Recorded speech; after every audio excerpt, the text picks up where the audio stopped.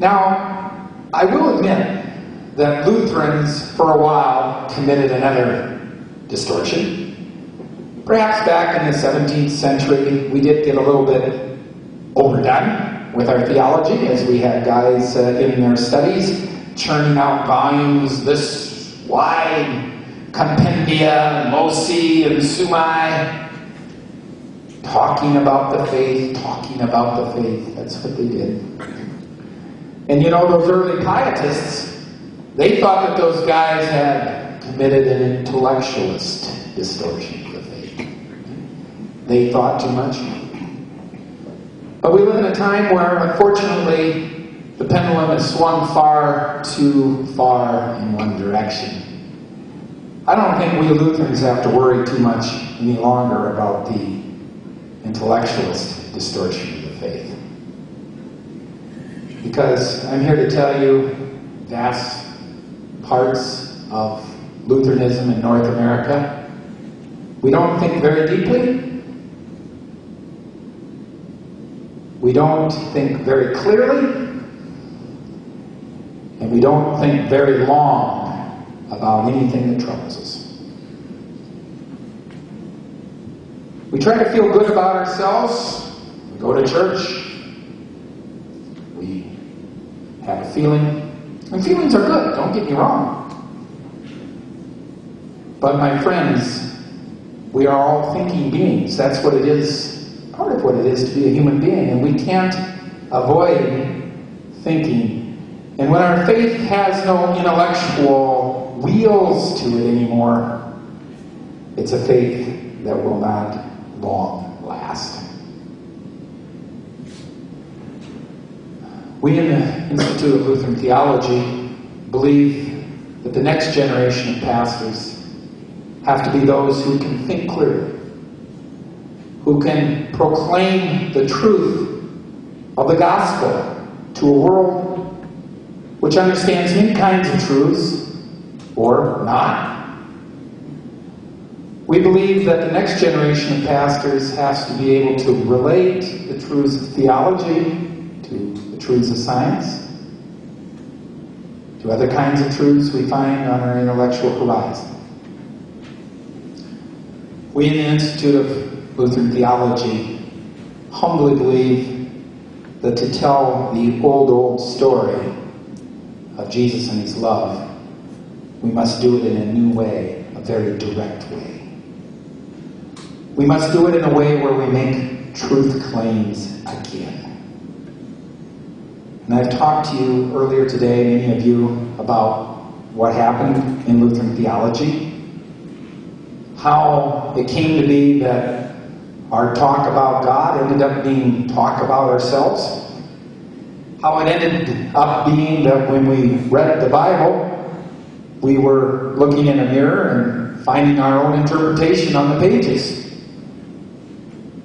And you know what? This is how it always is for us sinners. We are a hall of mirrors. That's what we are.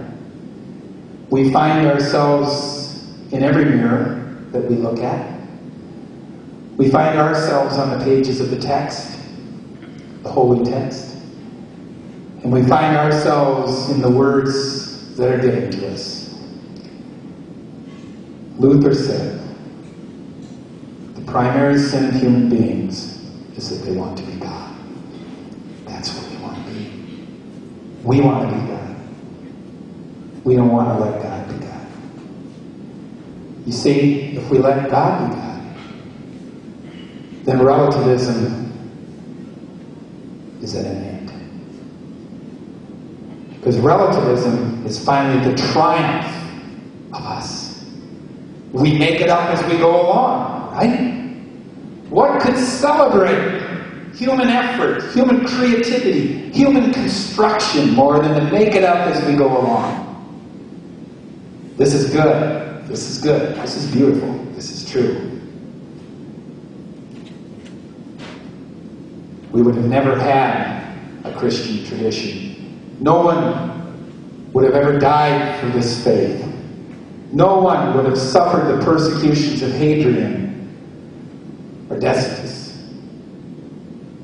Diocletian. No one would have endured what they had to endure in order for this faith to survive if they knew that at its basis it was something about us in our judgment.